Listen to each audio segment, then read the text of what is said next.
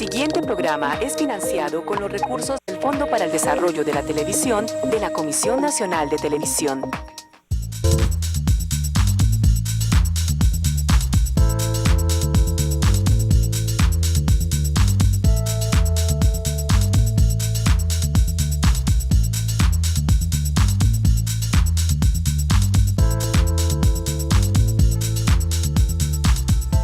Muy buenas tardes para nuestros televidentes.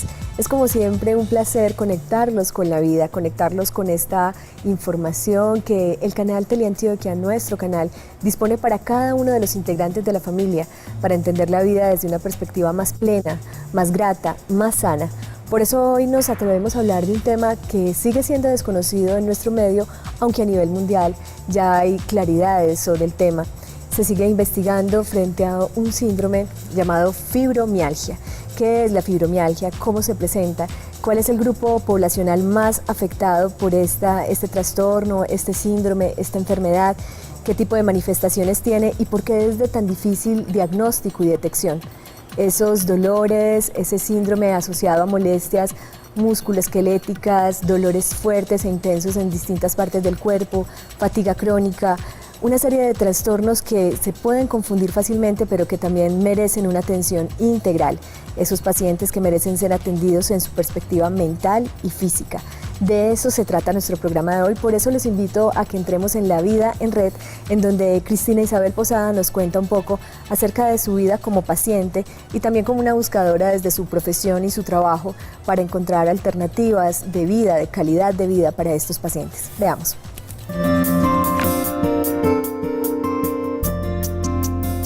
La sintomatología mía se presentó más o menos hace 5 años, pero eran pues como síntomas muy inespecíficos. O sea, sentía la fatiga crónica, no dormía bien, tenía cambios en el estado de ánimo, pero realmente nunca había consultado.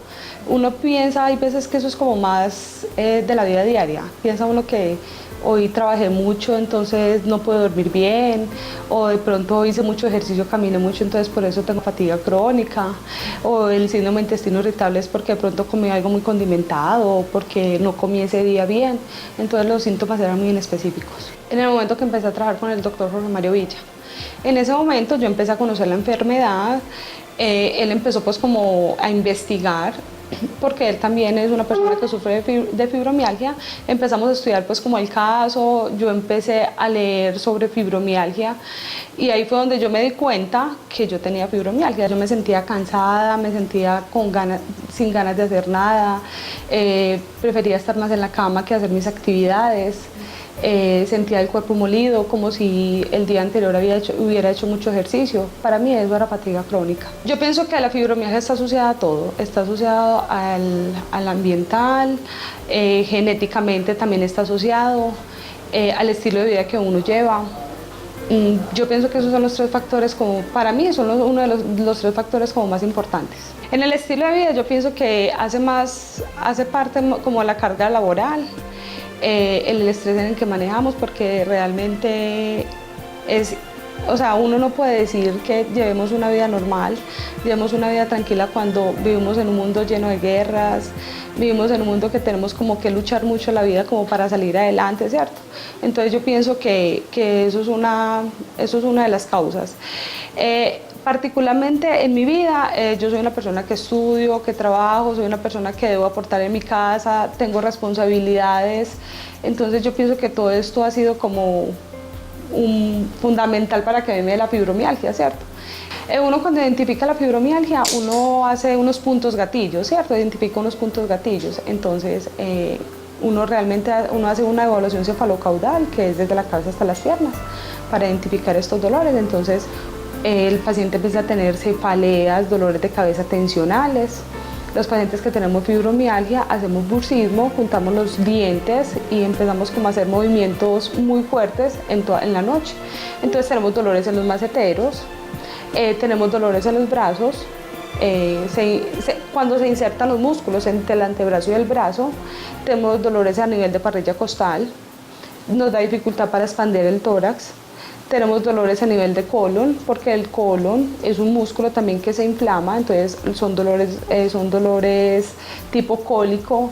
Realmente la fibromialgia a uno le afecta mucho como su autoimagen, ¿cierto? ¿Por qué? Porque como uno pierde como el deseo por realizar muchas cosas, empieza uno como a tener su mismo autocuidado. En la vida familiar le afecta mucho.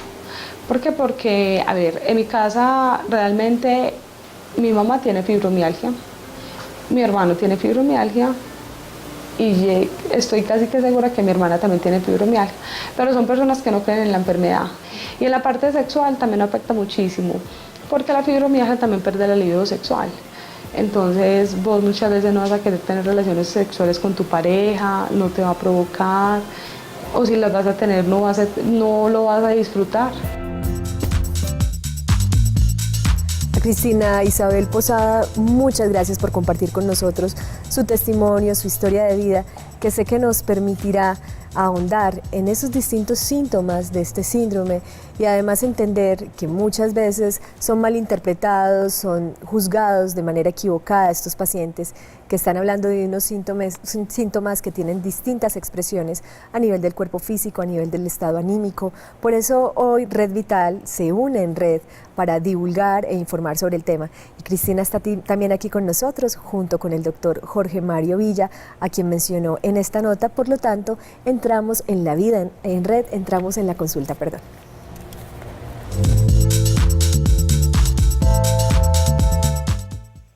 Y se trata de consultar, de indagar, de investigar acerca de estos temas que muchas veces desconocemos, y por eso en la tarde de hoy nos acompaña el médico internista de la Asociación Colombiana de Medicina Interna, el doctor Jorge Mario Villa. Doctor, bienvenido, gracias por estar con nosotros esta tarde. Muchas gracias, es un gusto estar con ustedes y compartir el conocimiento sobre esta enfermedad con toda la teleaudiencia y con todos mis pacientes que me están escuchando en este momento. Claro que sí, y con aquellos que seguramente buscarán ayuda y buscarán más información. Como lo anunciaba, también nos acompaña Cristina Isabel Posada Arango, enfermera jefe de esta área de consulta, también trabaja en equipo con el doctor Jorge Mario Villa. Gracias, Cristina, por venir a nuestro programa. Muchas gracias por invitarme, es muy grato para mí poderles contar pues como mi historia de vida y desde enfermería pues cómo podemos ayudar a los pacientes. Perfecto, gracias. Y nuestros testimonios que siempre son claves porque nos permiten seguir identificando de qué manera, también a nivel individual, particular, una enfermedad compleja, con tantas aristas, con tantas manifestaciones, se puede presentar en sus vidas. Hoy nos acompaña Lina María Tamayo. Lina, estás apenas en el proceso de diagnóstico, no has iniciado tratamiento, por eso es muy importante tu presencia hoy en nuestro programa. Gracias por venir. Buenas tardes, muchas gracias. Gracias a ti. Y nos acompaña una pareja muy especial a quien les agradezco además porque nos habla de ese núcleo de apoyo vital que es la familia ante una enfermedad como la fibromialgia. Les presento entonces a Carolina Suárez y a su esposo Juan Camilo Castrillón. Muchas gracias a ambos por estar aquí. A ustedes. Muy bien, vamos a empezar por definir el concepto, la palabra fibromialgia. ¿De dónde surge, doctor, esta palabra que parece estar conformada por dos conceptos y que nos habla de entrada como del dolor? Pero ¿qué podemos decir exactamente? ¿De dónde viene el concepto fibromialgia? Bueno, sobre la fibromialgia ha habido una gran evolución en el concepto de la palabra fibromialgia. Que anteriormente se consideraba un síndrome y no una enfermedad bien definida como lo hay en la actualidad, se viene trabajando desde los años 60 sobre este concepto. Anteriormente se rotularon muchos pacientes como si tuvieran polimialgia reumática, o después posteriormente se llamó síndrome de fatiga crónica.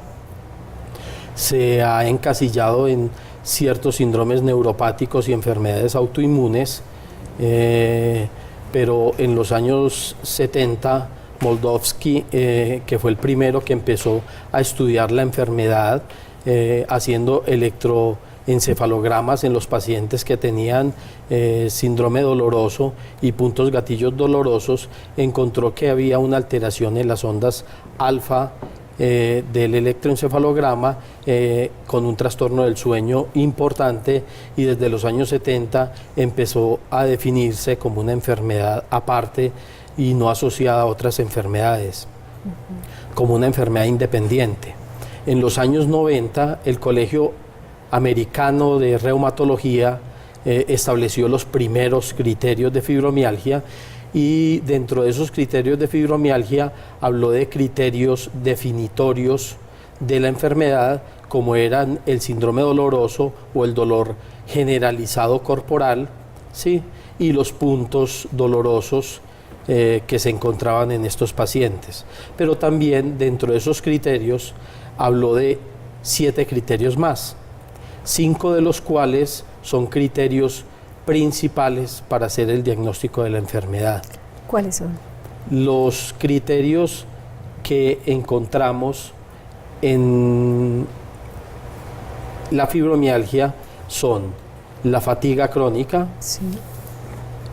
el síndrome de intestino irritable, trastornos del sueño, que pueden ser desde insomnio temprano, insomnio intermedio, insomnio tardío, o el más encontrado en todos, que es el sueño no reparador.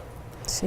El sueño no reparador en estos pacientes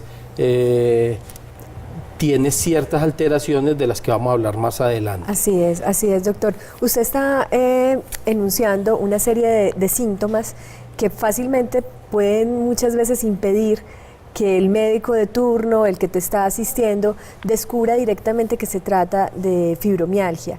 Como tal, tener un sueño no reparador, tener un sueño además incómodo por los dolores, el tema del síndrome doloroso, y es decir, esos dolores persistentes, esas quemazones, esas incomodidades con el cuerpo.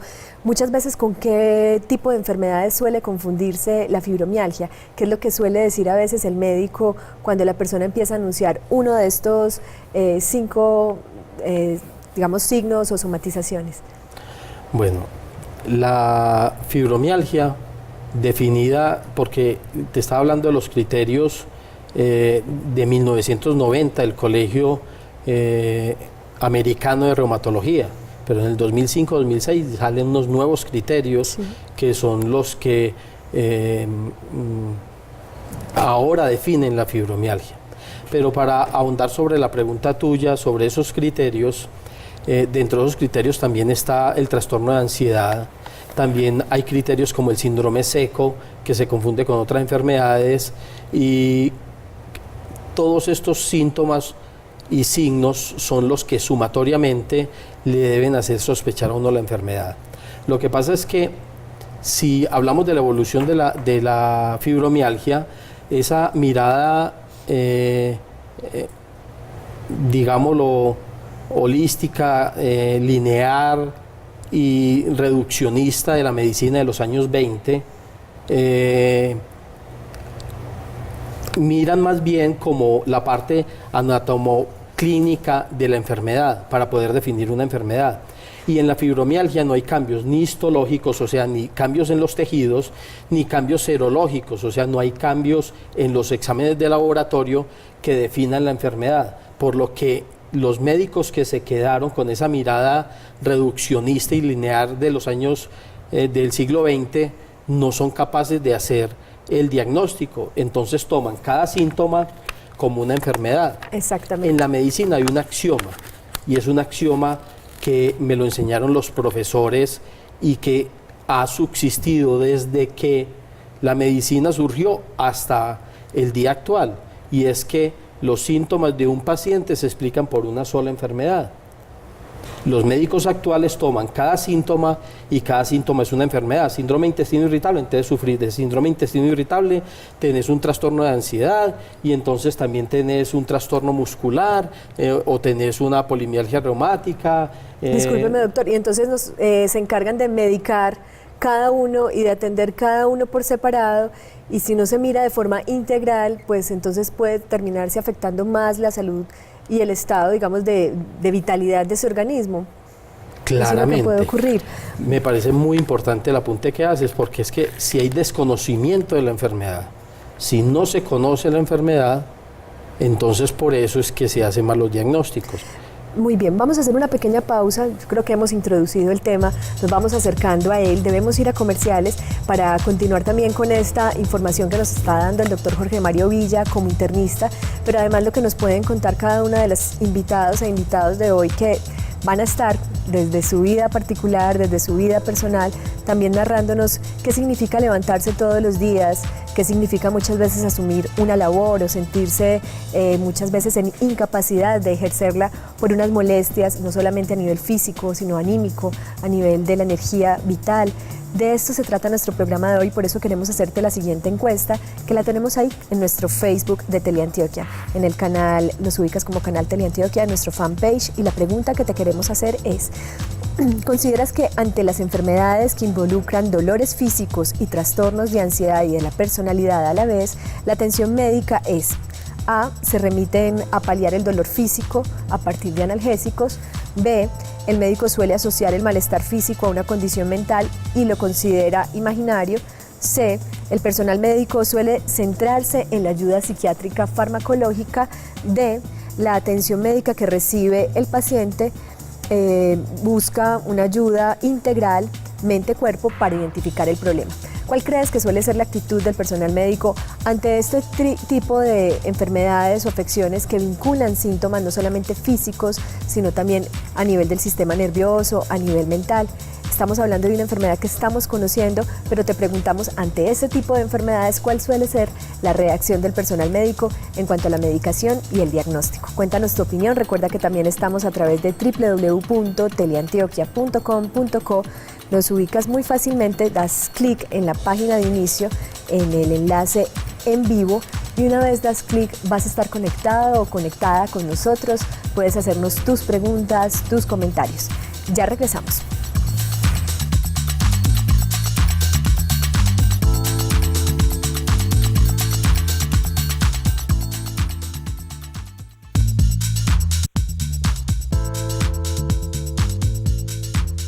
Continuamos en Red Vital hablando sobre la fibromialgia, una mirada integral de atención al paciente, y tenemos como un asunto recurrente, común en todos los pacientes de fibromialgia, es el dolor generalizado. Hábleme, por favor, doctor, de esos nuevos criterios que además determinan que si existe dolor generalizado y existen otros factores o síntomas, la persona probablemente tenga fibromialgia. ¿Cuáles son esos nuevos criterios preliminares de diagnóstico? Bueno, yo le podría decir a nuestra audiencia que lo más relevante en la fibromialgia es el síndrome doloroso, ¿sí? O el dolor generalizado. O sea, que cuando tenga dolores que comprometan varios puntos del cuerpo, tanto hombros, escápulas, caderas, miembros inferiores, parrilla costal, cara, probablemente estamos frente a una fibromialgia, pero que no solamente el síndrome doloroso hace parte de esta enfermedad. Entonces hay que tener en cuenta que si una persona tiene además criterios para síndrome de intestino irritable, que tienen que ver con no solamente dolor abdominal y distensión, sino trastorno en la defecación, que son de múltiples tipos. Si tiene trastorno del sueño, sobre todo sueño no reparador, si tiene además trastornos del ánimo, trastorno de ansiedad, y además tiene fatiga, que es esa pérdida como de la fuerza de todos los días de hacer el trabajo, cansancio, o como si estuvieran, como decimos coloquialmente, molidos después de hacer ejercicio sin haberlo hecho, probablemente puede tener una fibromialgia. Sin embargo, hay muchas enfermedades, como ya lo habías anotado tú, que pueden semejar estos síntomas, por lo que el paciente debe ser estudiado, hacer laboratorios, hacer exámenes de diferentes tipos para poder descubrir que nos encontramos ante una fibromialgia y no ante otra entidad. Sin embargo, y quiero ir con Cristina, muchas veces ocurre, y usted ya lo anunciaba, doctor Jorge Mario, que no aparecen, no hay alteraciones muchas veces en los exámenes de sangre, muchas veces no hay alteraciones evidentes en el tipo de exámenes que recomienda el médico general. Y entonces, ¿qué se hace allí? ¿Qué te has topado tú cuando vienen a buscar ayuda, cuando están buscando, digamos, pacientes que no han dado con un tratamiento adecuado? ¿Cuál es el tipo de exámenes que se les recomiendan y que no siempre señalan un resultado que anote o que apunte hacia la fibromialgia? A ver, realmente la fibromialgia es más clínica, ¿sí? Los pacientes cuando llegan al consultorio se le hace una serie de preguntas para poder identificar como todo esos síndrome doloroso que el paciente manifiesta. Claro está que la fibromialgia se relaciona con otras, o sea, hay enfermedades que se pueden, pues, como los médicos confundir con la enfermedad. Entonces ya habría uno que hacer exámenes para estudiar como la parte, si los pacientes tienen enfermedades de reumatología, enfermedades de tiroides, enfermedades articulares, la osteoartrosis. Muchas veces los médicos confunden mucho la osteoartrosis con la fibromialgia. Entonces habría pues que hacer otra clase de exámenes para hacer el diagnóstico diferencial de la fibromialgia o de otras enfermedades. Una señal de alarma podría ser que la persona no tenga necesariamente jornadas tan extenuantes, que haya dormido suficientes horas, pero aún así se despierte como si no hubiera dormido nada. Asuntos que le indicaran no tener motivo para estarse sintiendo así. Ese podría ser uno de los motivos o uno de los síntomas que permiten identificar que esa persona pueda estar sufriendo este tipo de enfermedad. Aunque eso podría ser un punto importante y relevante en la consulta, yo diría que no, porque el cuerpo humano está preparado para grandes oficios. De hecho, ahora que estamos en los Olímpicos, vemos que estos deportistas entrenan jornadas impresionantes, exigen su cuerpo al máximo y sin embargo no se puede decir que ellos tengan esos síntomas. La recuperación del dolor corporal después de una prueba es de menos de 24 horas y ellos se recuperan sin dolor corporal. Claro, y se entrenan para eso todos los días. Y las personas que tienen trabajos pesados, como el trabajo pesado es de todos los días, están entrenados para eso y entonces esa no podría ser como una explicación de los síntomas del paciente, porque a pesar de que trabajen jornadas físicas pesadas, eso no explica por qué sufren de síndrome de intestino irritable, por qué tienen trastornos del ánimo, trastornos de la ansiedad, porque es que la explicación no es ni anatómica, ni histológica, ni serológica, sino que la explicación está más en el enfoque fisiológico del sistema nervioso y del sistema endocrino. Ahora, es muy importante que el enfoque y la definición de la enfermedad, que la enfermedad está bien definida, es porque hay estudios fisiológicos que demuestran que el sistema nervioso, tanto autónomo como el sistema nervioso central, tiene alteración. Y han demostrado que el sistema endocrino está alterado. Estamos hablando entonces del sistema hormonal, estamos hablando del sistema nervioso. En ese sentido, ¿podríamos estar identificando el origen como tal de la fibromialgia o todavía no podemos hablar de que se tenga claro un origen?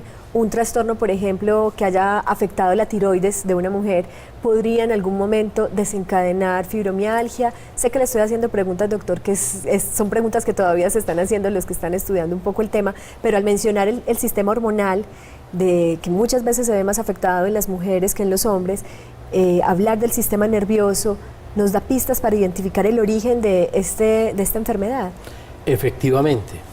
En este momento hay grupos de investigadores, dos grupos muy grandes que en la última reunión en Argentina del 5º Fórum de Dolor y en Panamá del 6º Fórum de Dolor estuvieron el doctor Goldenberg, el doctor Martínez Lavín, el mexicano, que están haciendo estudios para hacer una definición exacta de la causa de la enfermedad.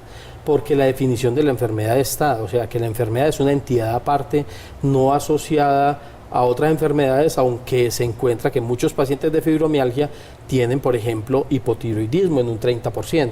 O depresión se ha encontrado también. Se encuentra la depresión, pero la depresión es asociada a la enfermedad y como parte de los criterios de la enfermedad. O sea que no es una enfermedad psiquiátrica, sino que la depresión hace parte de la enfermedad. Yo creo que estamos casi a un paso, yo diría que el año entrante ya vamos a tener estudios publicados del doctor Martínez Lavín, del doctor Goldenberg, en donde nos pueden dar una luz muy clara de la causa de la enfermedad. Muy bien, antes de ir a comerciales quisiera escuchar a Lina. Lina, ¿en qué situación te encuentras? Muy brevemente, porque debemos hacer una pausa para regresar y escuchar también a Carolina y a Juan Camilo. ¿En qué situación te encuentras tú? ¿Por qué te sentiste convocada a visitar un médico, a buscar ayuda y saber hoy día que tienes fibromialgia? Sí, mira, por las migrañas constantes, el dolor en todo el cuerpo, problemas digestivos, urinarios, problemas también en mi vida, en mi sueño, en mi habilidad para concentrarme. ¿Se te dificultaba, Lina, descansar? ¿Se te dificulta dormir profundamente en la noche o duermes y te levantas como si no hubieras dormido? De hecho, siempre me acuesto a dormir tipo 2, 3 de la mañana. O sea, no logro conciliar el sueño. ¿Hay pesadillas? ¿El sueño se altera también en ese sentido o no? Sí, se levanta uno a veces como trastornado, no, y más que todo la fatiga en el cuerpo. Esa fatiga en el cuerpo. Vamos a hablar de esos síntomas, especialmente porque nos interesa, ante todo, poder identificar, poder que nuestros televidentes por lo menos busquen más información, se interesen por saber que existe una enfermedad que tiene unas características puntuales, que también se manifiesta de maneras en donde aparecen otros diagnósticos como ansiedad, como depresión, como fatiga, y que muchas veces entonces son confundidos y tratados de otro modo. Vamos para regresar a Zona Interactiva.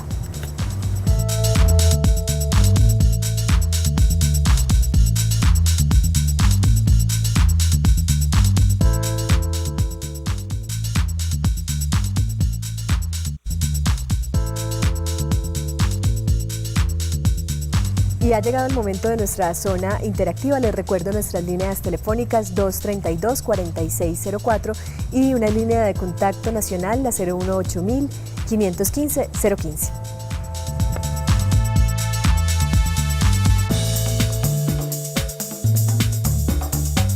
Y el tiempo esperamos nos rinda, nos alcance, y si no, no se preocupen. Ya saben que esta Red Vital está al servicio de cada uno de estos temas, cada una de estas inquietudes que obviamente mueven la vida de muchos seres humanos y sus familias, porque esto también toca a la familia. Y antes de darle respuesta a Patti, que nos hace una pregunta en el chat, quiero que Carolina nos cuente un poco cuál fue su situación de vida, cómo se manifestó la enfermedad y de qué modo también Juan Camilo empieza a ser parte del equipo de apoyo para, como esposo, facilitarte la vida y facilitarte una recuperación, también un tratamiento. Sí, mira, conmigo fue como caso, digamos, especial. Yo he sido deportista y empezaba a dolerme mucho las manos, sobre todo la columna, el coxis, y me dolía y no encontraban como qué pasaba, exámenes, tratamientos, nada. No pasaba nada hasta que encontré un médico que de pronto me dijo, ¿conoces la fibromialgia? Dije, no, ni idea. Me dijo, averigua sobre eso. Eso fue hace más o menos 8 años, cuando todavía había cierto desconocimiento del tema. Obviamente la fibromialgia es una enfermedad por descarte, por llamarlo así, entonces todos los exámenes médicos, pruebas de sangre, llegué a resonancias, TAC, no encontraban nada en mi cuerpo y al fin definimos que era fibromialgia. Empecé tratamiento hace más o menos 7 años, estuve muy juiciosa al principio, no sentí cambio alguno. ¿Qué tipo de medicamentos empleabas en ese tratamiento? Mandan muchos antidepresivos, pastillas que son para dormir, pasé por pastillas como lírica, gabapentin, analgésicos, algunos mandaban antiinflamatorios, según el médico que visitara. Entonces, algunos decían, usted no toma nada para el dolor porque su dolor es distinto. Entonces me mandaban cosas diferentes, siempre eran tratamientos distintos, demasiadas pastillas al día. Hasta que un día como que tomé la decisión de no continuar con tantos tratamientos porque estaba buscando bebé y necesitaba dejar como la medicación, y fue a buscar tratamientos alternativos, los cuales la verdad han servido mucho. Sin embargo, no dejo la parte de medicina, sigo tomando algunas, pero me incliné más por otro lado. Y ¿Haces un gracias a- tratamiento complementario? Sí, exacto, y gracias a mi profesión ha sido como lo que realmente me mantiene y me ayuda a levantarme. No quiere decir que no tenga dolor, no quiere decir que no tenga colon irritable, que no se me olviden las cosas o que no duerma bien, pero es en una escala menor. Como todos los pacientes tenemos días de crisis y crisis muy fuertes, pero he aprendido a llevarlo, son muchos años con esta enfermedad, aprendiendo, estudiando, conociendo y hablando con pacientes, que eso también te sirve bastante. Hablar con otro que te entiende, hablar con otro que de pronto puede identificar que no te estás inventando un motivo para no hacer, para no producir en una sociedad que te exige tanto. Cuéntanos un poquito cómo la comunicación de la enfermedad, expresar qué sientes, a veces es una de las cosas más difíciles en el caso de la fibromialgia. Sí, quizás como te conté ahorita, organizamos un grupo y eso ha sido como algo que ayuda, porque no es quejarse por quejarse, es saber que alguien también se levanta con dolor y dice, sí, a mí también me duele, qué rico, estamos igual, porque uno a veces dice, me lo estoy inventando, o estoy llamando la atención, o simplemente, no sé, no quiero ir a trabajar, o no quiero hacer oficio. Entonces, encontrarse con un grupo de personas sirve. Yo creo que la parte psicológica que de pronto no hemos hablado es bastante importante. Uno necesita de apoyo, hay veces un simple abrazo, un simple estoy contigo, eso nos sirve bastante, porque no es el hecho de tener depresión como una enfermedad adicional, sino que es un dolor constante 365 días al año que termina, hay veces, como hablo con mis compañeros, enloqueciendo. Te llega un punto en que uno dice, uy, no más, necesito como respirar, descansar. El dolor tiende a descomponerlo a uno emocionalmente. Claro. Entonces un grupo de apoyo es muy importante, hablar con personas que entiendan.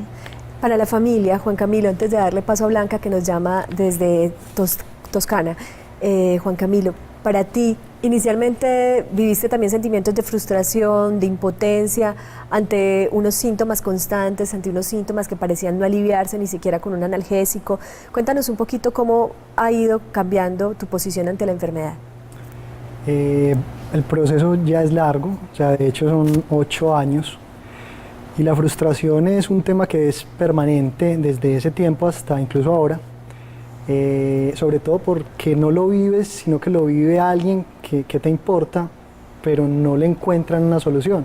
Entonces, las personas que estamos alrededor, que alcanzamos a conocer en profundidad o acercarnos a conocer lo que están sintiendo, sentimos frustración, mucha frustración en no poder ayudar y en saber que tampoco nada de lo que están haciendo los ayuda realmente.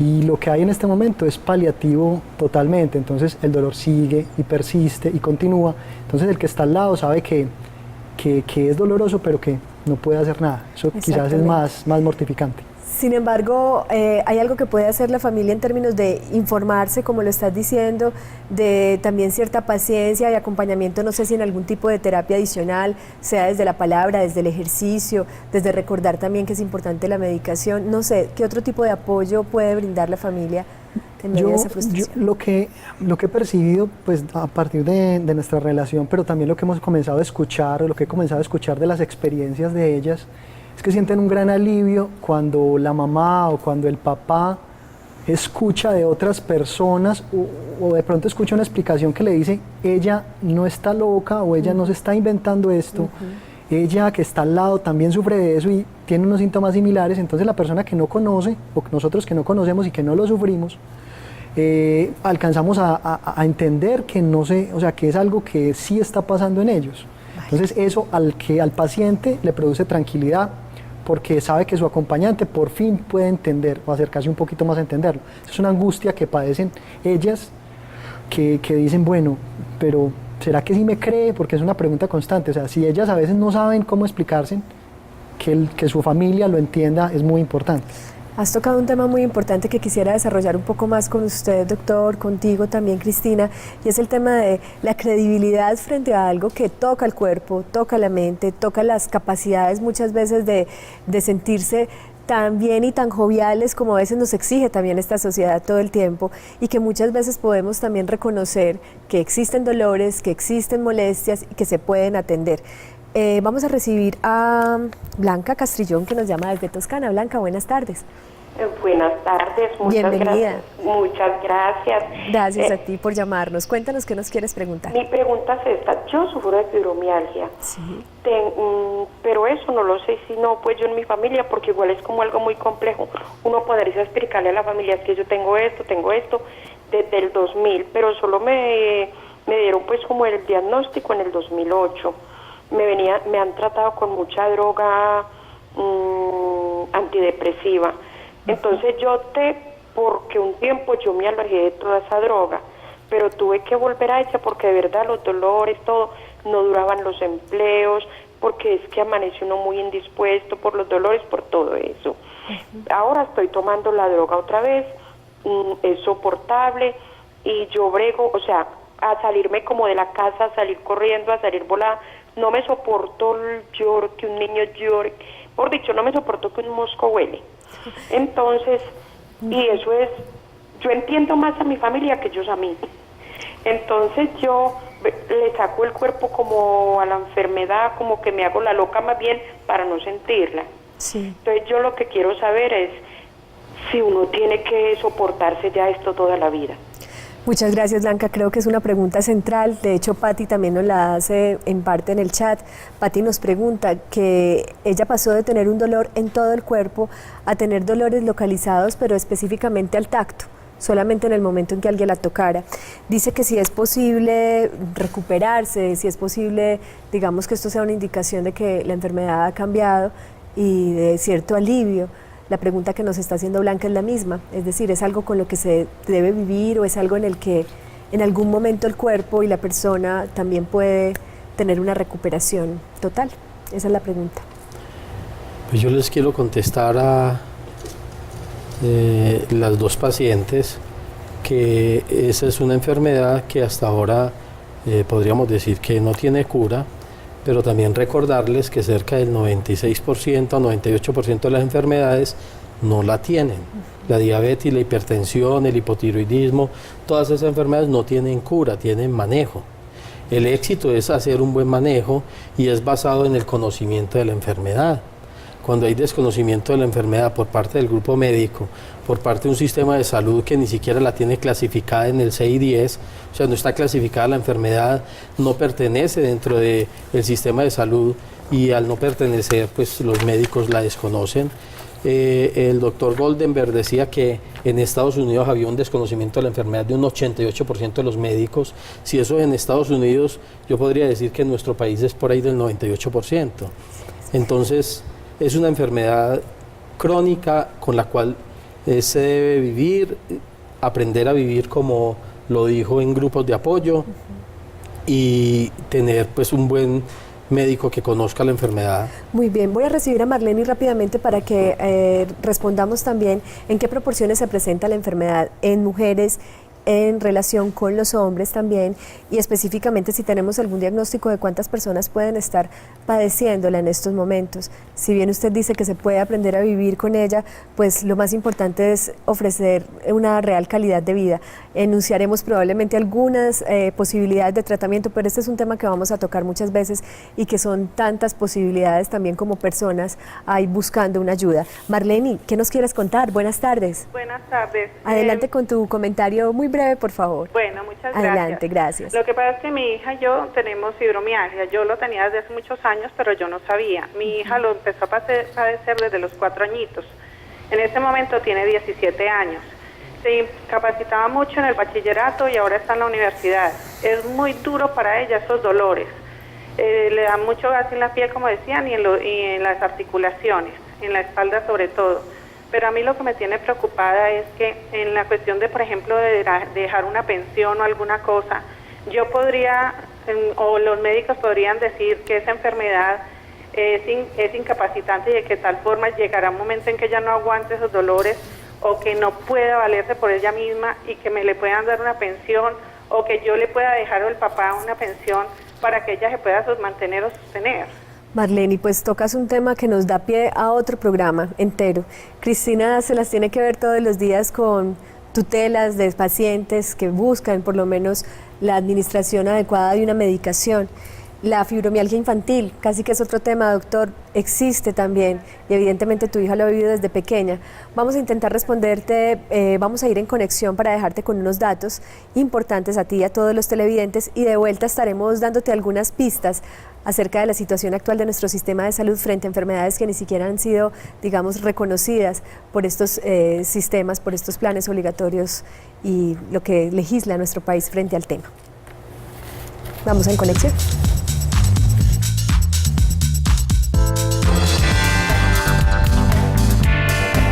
La fibromialgia es hoy en día una de las patologías de mayor prevalencia en el mundo. Sin embargo, su origen es desconocido. Por eso te invitamos a leer Fibromialgia, diagnóstico y estrategias para su rehabilitación, del autor Carlos Luis Ayán Pérez. Esta obra recoge los últimos avances en el estudio de la fibromialgia desde una perspectiva multidisciplinar.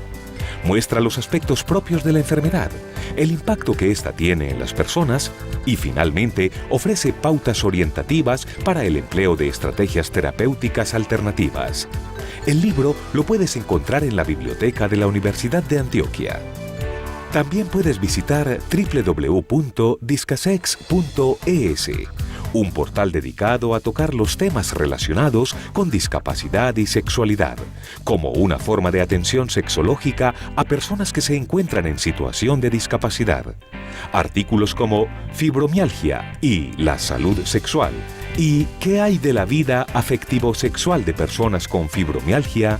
Son los que te recomendamos hoy para que amplíes información sobre este importante tema.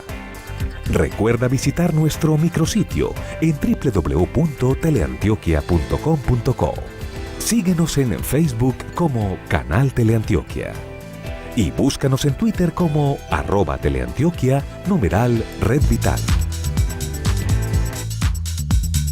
Para darle respuesta a Marlene, que nos hacía una pregunta importante acerca de la situación de ella, especialmente de su hija, y cómo puede llegar a ser incapacitante hasta el punto de pensar una jubilación, una pensión antes de tiempo. ¿Es posible que en algún momento, en estos momentos sería posible? Esa es la pregunta que hacía Marlene. No, en estos momentos no es posible porque ni siquiera está clasificada dentro de las enfermedades que están dentro del POS. O sea que no hay ningún código con el cual clasificar la enfermedad. Como no es una enfermedad que está dentro del POS ni pertenece al servicio de salud de nuestro país, tampoco como tal se puede dar una incapacidad total de esa enfermedad. Incluso frente a la medicación, de pronto, doctor, nos puede enunciar. Se trata de un tratamiento integral, pero a nivel de tratamiento, ¿cuáles han sido esas ayudas que han mostrado unos mayores beneficios para la vida del paciente? Y en ese sentido quisiera que Cristina también me complementara a veces lo que tiene que luchar un paciente para recibir los medicamentos. Sí, como bien lo dices, es una terapia conjunta. Como el tiempo es muy corto, les voy a decir rápidamente. No solamente hay terapias de cambio conductual, terapias de grupo como los grupos de fibromialgia que son importantísimos, el tai chi, la yoga y la danza están en estudios demostrando que sirven, sino la terapia de medicamentos que ninguno de ellos están dentro del POS. Entonces son medicamentos que primero están satanizados por la mayoría de los médicos y del grupo de salud, que son medicamentos psiquiátricos cuando no son medicamentos psiquiátricos. O digamos no solamente psiquiátricos, se pueden usar también para esto. Sí, decir, pero por ejemplo la pregabalina es un medicamento para el dolor neuropático. Sí. Es un medicamento que sirve, es para manejar el dolor neuropático. Se le han encontrado otros usos a la pregabalina dentro de la psiquiatría, pero la pregabalina como tal salió solamente para el manejo del dolor neuropático. Como la aspirina, que sirve para muchas cosas, entre ellas para prevenir el cáncer de colon, para prevenir el infarto, y sirve para el dolor, pero como tal salió como una droga del dolor. También terapias como la duloxetina, que es salió como terapia para la depresión y la ansiedad, pero que se ha demostrado que sirve para este trastorno neuropático y neuroendocrino, porque ella actúa sobre la serotonina y noradrenalina, entonces sirve para eso. Entonces, las terapias actualmente van encaminadas hacia lo que se ha descubierto de la fibromialgia, que tienen trastornos en hormonas como el cortisol, sobre todo en ejercicio, en hormona del crecimiento que se produce durante el sueño, y como hay trastorno del sueño, la hormona del crecimiento se ve alterada. Entonces, pues es muy extenso. Como ya se ha descubierto cuáles son las causas de la enfermedad y lo único que falta es un retoquecito para poder decir, sí, ya las terapias van encaminadas en tratar esos trastornos neuroendocrinos. nos queda poco tiempo, pero nos ha dado pistas usted, doctor, y quisiera escuchar también a Carolina muy brevemente frente a lo que consideras de esto que te está narrando también el doctor, ha sido importante. O sea, decías, es un pedacito de cada cosa, no se puede abandonar del todo la parte, digamos, médica, y que te sirve a ti. Yo pienso que es una enfermedad para trabajarla en conjunto. La parte médica me parece muy importante, la parte de respiración, de alimentación, inclusive el peso afecta el umbral del dolor. El exceso de quietud es lo peor que puede hacer un paciente con fibromialgia, y el exceso de ejercicio también. Entonces sí vale la pena como ir a asesorarse de una persona que sepa, porque sí hay mucha mejoría, es calidad de vida y es un poquito de todo, como le decía. Muy bien, nos quedan ya 20 segundos. El resultado de nuestra encuesta dice el 52% de las personas votaron por la opción A, en la que se dice el personal médico suele simplemente paliar el dolor físico con analgésicos. Esto tiene unos riesgos importantes a nivel de los riñones, a nivel de muchas cosas que nos quedaron pendientes, que me estuvo explicando Cristina, que además he aprendido mucho con este programa y que creo que seguiremos aprendiendo todos. De antemano, muchas gracias al doctor Jorge Mario Villa, a Cristina Posada, a Lina Tamayo, a Carolina Suárez y a Juan Camilo Castillo. Muchas gracias a todos por haberse unido a esta red vital de información en torno al tema de la fibromialgia, que seguiremos conociendo y aunando esfuerzos porque también nuestro sistema de salud reconozca este tipo de enfermedades. Sigan con nuestra programación. Un aplauso para ustedes. Muchas gracias.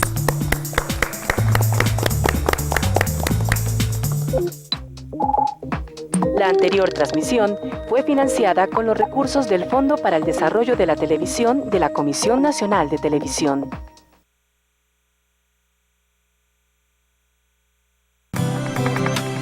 Teleantioquia, mi canal.